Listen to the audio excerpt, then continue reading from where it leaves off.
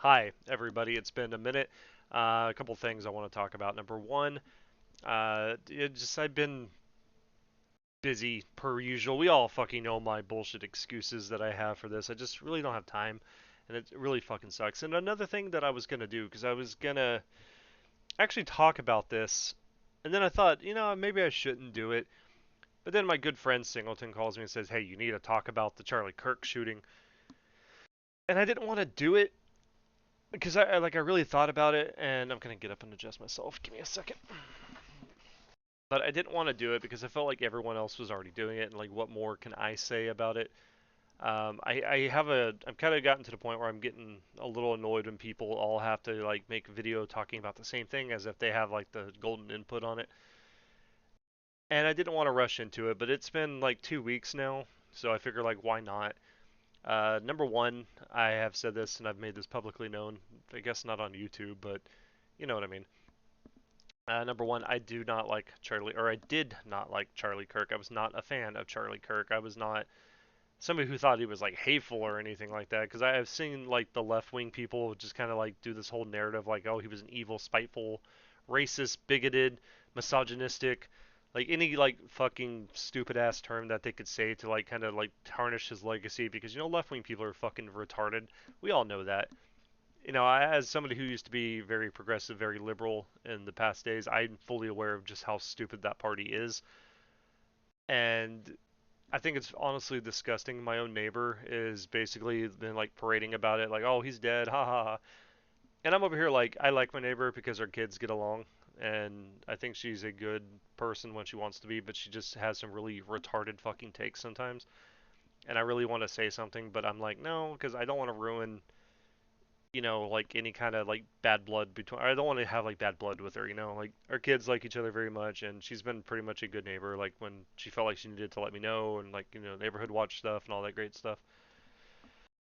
So she's welcomed me into her house many times, and I don't want to have like a hate relationship with her, but I do find what she says to be very idiotic and harmful. So yeah, there's that. Um, what else? There was this whole weird thing with Cash Patel and the FBI, and there was like, because the first thing I did is I called off work that day because I wasn't feeling good, and I woke up and I was gonna go to Carl's Jr. to get lunch. So I drive and I order, and then I get on Twitter while I'm waiting in the drive-through, and the first thing I see is like within a minute of it happening, people are uploading the video of him getting shot in the throat, and I was just like, oh my god, yeah, he's dead. Like, because at first I was just like, no, this is not real.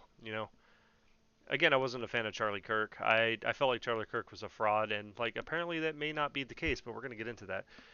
But I don't know. I just felt like it wasn't real, and then guess what? It was real, and I knew right away he was dead. Like, there's just no way you get shot like that and you survive. But they were trying to say like, oh, he's pulling through, he's fighting for his life. No, I don't. I don't really buy that narrative. Like, the man was very clearly dead. Like when he got shot, he kind of just flung back, and it was very gruesome and very gory. Um, and it's very disgusting because here's where the wave of people coming in like worshiping the fact that he's dead. They're praising the fact that he died. These are people that don't belong in polite society. I have been very like stubbornly thinking that maybe just maybe we can all coexist. Trump is going to be out of office in a couple years, and people have really just let that dictate their entire personality, where they're all fucking crazy now about it. Like he's literally the most evil man in the world, I guess. I find him very questionable right now with the whole Epstein thing. I've been kind of feeling like he fumbled that really bad. He's been doing a lot of stupid stuff lately. Like the administration started off very strong. It's just kind of like whatever now. Like I'm just kind of feeling like it's just gotten downhill super fast. But then this whole Kirk thing happened, and it didn't sit right with me because I felt like the FBI is just full of shit. So you're telling me this kid, which maybe he is the killer, I don't know, but you're telling me this kid was able to get a rifle without a serial code. Conveniently, it was a World War One gun or some stupid, weird fantasy shit, which just means you can't trace the gun. Some MK Ultra shit, I guess. But he got on the building, nobody saw him. There's no drones active. There's like no security, and he was able to shoot Kirk. And then I guess he was able to dismantle the gun in lightning speed. Which, if you know anything about guns, yeah, fucking right. He dismantled the gun, left the screwdriver, jumped off the roof, which is like a 14-foot drop, was able to, I guess, reconfigure the gun. Like how? What? Without the screwdriver, mind you. Sticks it in his pant leg, and he's like limp walking with it. And they're like, oh, well, he was walking like that because he had the gun in his pants, which is just kind of like fucking what? Like it's the news people, like these news stations are just so idiotic, just saying this stupid shit. That I'm over here like, yeah, there's just no way that this is reality. So he apparently does that, and then I guess he goes to what was it like Wendy's to go get like chicken strips and ice cream because apparently he did that. Oh, by the way, he changed clothes like 3 times. What? And then he goes back home to his furry gay trans girlfriend boyfriend thing. I it's just kind of like what the fuck. And he has like a manifesto love letter thing under his keyboard where he's just like talking like some kind of Victorian era like Shakespearean, like I don't know. It's just so weird. It is. I guess his dad turned him in, but I also heard that his dad didn't want to turn him in. Like the stories are so inconsistent, and the FBI is also like, "Oh, we found the guy. It's this old man who yeah, this old man's like the killer. Oh, actually, he's not the killer, but it also turns out that he had child prawn. I can't say the word because YouTube. But he had that, so he instantly gets arrested, so he can't be questioned conveniently. It also turns out apparently this old man was also at the Boston bombing, and he was at 9/11 because the internet did their homework and found that. Which I'm just kind of like, oh, how convenient. Oh, he's Israeli. He's from Israel. Oh, okay, hold on. We're gonna get to that one too. He's a Jew, by the way, so we'll get to that. Oh god, this this video is gonna get me in trouble, but that's okay. I don't care. I don't care anymore. Like we live in a fucking simulation, like straight up. So then they find another killer or another shooter or whatever. They find another patsy. Oh, this person wasn't really him. Cash Patel's just like tweeting this stuff out like as if he should totally not be doing that. By the way, you should wait till you get the facts. Finally, they get the killer or whatever, and then I guess they're now immediately putting him on death row. They're literally trying to get this man executed before we can get all the facts, which is just completely crazy. Death by firing squad or something. It's crazy. Like I understand you're out for blood, like you want to get revenge, you want to like. This is probably the biggest political assassination since MLK in this country, which is like what 50 years ago. That's nuts, bro. That's nuts. And then you got literally like within like what like 8 or 9 minutes of Kirk dying, you got Bibi Netanyahu, Prime Minister of Israel, tweeting out like, "Oh, Charlie Kirk was literally my best friend ever. It's a damn shame that he died. He wrote me this letter. Charlie Kirk says, I love you, Israel." That's all you get to see. Don't worry about reading the letter, which is fucking weird, by the way, because when you showed the letter, and then you get into like the whole conspiracy thing aspect of it, where apparently this is where my dislike of Charlie came from, is because I thought that Charlie Kirk was more for Israel than America. Because how is it you have Turning Point USA when you're more for Israel than America? Because he's literally on quote, and I guess it's out of context. I don't know. I didn't watch this man. I'm not going to sit there and like parade and say this is what he said and this isn't what he really meant or whatever. I don't know. But he would just say like, "Oh, America can only be America in America," or whatever. But like Israel's only Israel. I don't know. Just some whatever.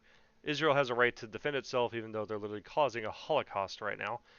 The very people that sit there and complain and make sure that everyone has to feel bad for them for the Holocaust are now committing a Holocaust. But there's also no Holocaust, so it makes you wonder. And this is the conspiracy tinfoil hat moment, because I've been like, I question everything I hear, and I've never really felt right about the Holocaust thing. And I'm not saying like I'm being in denial about it or anything. I find it very interesting that for whatever reason, Hitler, who isn't even the worst fucking mass murdering genocidal dictator of all time, by the way, he's not. Maui did more, or Maui, whatever you say his name. He killed 50 million people. Stalin killed 15 million. Genghis Khan killed 10% of the fucking planet and raped so many women. But the only person anybody ever talks about is Hitler. And like it's just nuts to me, man. It's fucking nuts. And it's because, the Jewish aspect of it. And it's just like I don't fully buy it because history is written by the victors, and like, yeah, I'm not saying Hitler was innocent. He was very clearly not. But if you ever notice that, like, his speeches are always untranslated for some reason. But then when people have the magic of AI and like actual foreign translators, you can actually find out that what he's saying is literally what's happening to America right now. So you kind of go, huh, interesting. I guess it's starting to make sense why he did what he did. I don't know. I'm not defending what he did. Don't get that confused, please. I'm not trying to look like a sympathizer. I understand context now. Because it was always weird to me. Like, even in school, I was just like, why do we need to care about the Holocaust? Like, that had nothing to do with us. It was on the other side of the planet nearly 100 years ago. And I was always told, like, oh, you have to learn about it so history doesn't repeat itself. Well, history's going to repeat itself no matter what. We're human beings. Like, we don't learn from our mistakes. And the very people that sit there and they're so fucking sensitive about the fucking Holocaust, they're literally performing one right now. And I never cared about this Israel Gaza thing or the Palestine. I never cared because I'm just like, that's just some like liberal shit. Like, I don't care about this. And then, other things start happening, and then you start realizing how everything's tied to a certain group of people you're not allowed to criticize. And then you got Trump over here talking about, like, oh, well, we should revoke visas, which I'm fine with them doing the immigration thing where they're getting rid of these people. I'm fine with that. Like, I don't like illegal people in my country. I think it's very problematic to have multiple cultures coming in because you can't really have an identity anymore, and all it does is erase your current culture. Like, they were trying to do that in Texas, and they're actually trying to do that in Texas right now with the Sharia law thing with the Muslims. Like, I don't think that some people can coexist. Like, it's just, I don't believe diversity is our strength. I think that's actually the downfall of man because all you're doing is just literally dividing. Like, it's just causing an issue. So I don't think that we should be intermingled like that. I used to not think that way, but I'm like, the older I get, the more I look at it, I'm like, well, maybe it's for the best. But I don't know. Like, I could be ranting about this shit all night. I feel like there's a lot more information to the Charlie Kirk assassination than what we're knowing. They're also now saying that he had this superbly masculine neck, that his throat muscles were able to catch the bullets, and no one else could be harmed and killed by the bullet. Which I don't believe that because Kirk wasn't exactly a masculine man. I actually had a lot of fun watching him lose debates because, like Nick Fuentes, for instance, kept wanting to debate him, and Charlie kept running like a pansy. But now I understand the context is because of Israel. So Israel's over here like, we were going to offer you $150 million, but you have to push more Israeli propaganda. Which, I don't know if anybody's noticed, but it doesn't look like Gen Z is really liking Israel too much, and anybody under 40 doesn't seem to like Israel too much. So yeah, well, they're in panic mode right now, by the way. And Charlie says no, and then he felt a lot of pressure from his donors, from what I understand, who are all Israeli donors, because they want to push that propaganda, because they need American youth to continue working to give money to fund wars for Israel. That's a thing. Um, I should do like a whole conspiracy thing on like another on like Rumble or something, because like I feel like I'm gonna get in trouble with this one. And I'm not trying to, say anything derogatory or get in trouble. I'm very observant, and I'm pretty good at recognizing patterns. So take that how you want that. Um, and I guess 2 weeks before he died, he got a phone call from Bibi Netanyahu, who asked him to come back to Israel, and he told him no. No, can't do that, now can you? And then the day before he dies, he was questioning the Israeli government to Ben Shapiro of all fucking people, and then he dies the next day. Convenient? Conspiracy? I don't know. You tell me. What do I know? I'm just a dude on the internet. But it looks pretty fucking convincing that it was, a special country that, we're not allowed to criticize. Dave Chappelle said it best. If it's a group of Italians, it's a mob. If it's a group of white guys, it's a clan. If it's a group of blacks, it is a gang. If it's a group of Jews, it is a coincidence every single time. Don't look into it. I don't know. That's all I got to say on that. This is my thoughts on it. I feel really bad for Charlie's wife, and I hope, well, for one, I hope Ben Shapiro doesn't get involved with it because, like, I've never liked Ben Shapiro. I always thought he was a worm. I don't think you could be a figurehead on the right if you're just not masculine at all. That's pretty much what the right has been for the longest time. Is it's supposed to be the muscle of the people of the country, because the liberals are like very like frou frou or whatever, and then the conservative right is just supposed to be like big and stoic. And then you got little Ben Shapiro sitting at his desk, it's like, oh no, we need to fight more wars for Israel. Like that's not a leader to me. That is a fucking worm. That is a dude that has allegiance to a completely foreign nation. And now, from what I heard, he was trying to take over Turning Point USA, which is just like, okay, so you're not doing this because for Charlie's member, you're doing this to push Israeli propaganda. Like, let's be fucking real.